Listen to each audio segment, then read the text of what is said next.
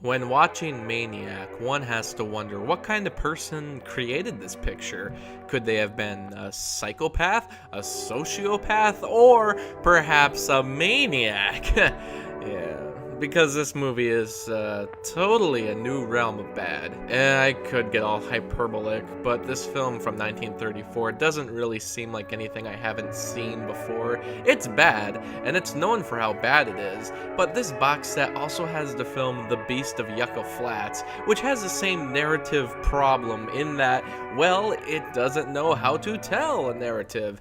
Instead, that movie and Maniac have the strange documentary style to it, yet why they do this, I don't know, because it's not like a sci-fi story is connecting any of the informative dots. For instance, in The Beast of Yucca Flats, they tried to have this huge message about Russia and nuclear testing, but the story was hardly about that.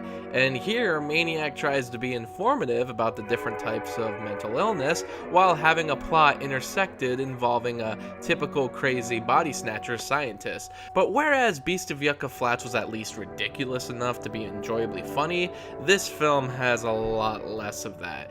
It really tries to stick to its apparent message, right down to intersecting intertitles in between a climatic death scene. Talk about throwing any kind of suspense out the window.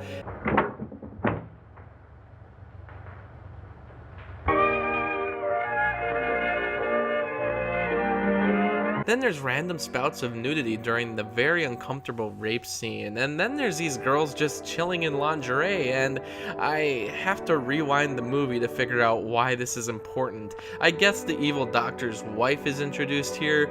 Well, not even his wife, it's the wife of the guy who's impersonating the doctor. Okay, now I'm probably getting even more confusing. Try to wrap your head around this garbage. Just like A Scream in the Night, we have this scenario where the assistant tries to impersonate the dead doctor, and they happen to look alike, so it all works out.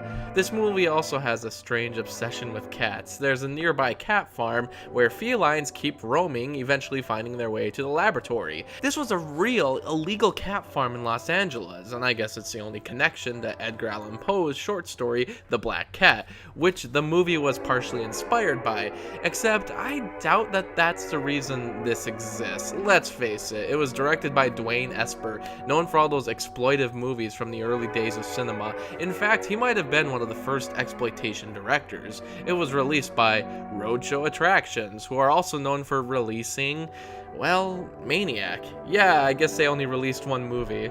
This film also has footage from the 1920s film Haxan superimposed on the screen. It's funny that I've never actually seen Haxan, but it's so iconic that it was the first guess I had for where the stock footage could have come from.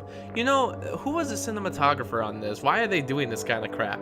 William C. Thompson. Alright, what else are you known for? Oh, a bunch of Ed Wood films. You know what? There it is.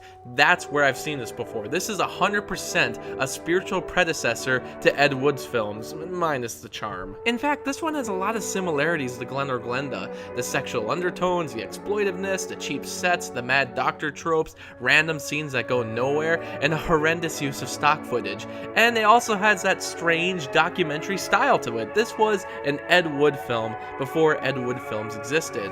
It's not nearly as enjoyable as anything Ed Wood made, but it's such a quick watch that I'd almost recommend it as a way to pass time and laugh, or be freaked out. There's a scene where this cat's eye gets poked out, and it's very disturbing. Anyway, Maniac is all over the place, just like this review was. It's trash. End of story.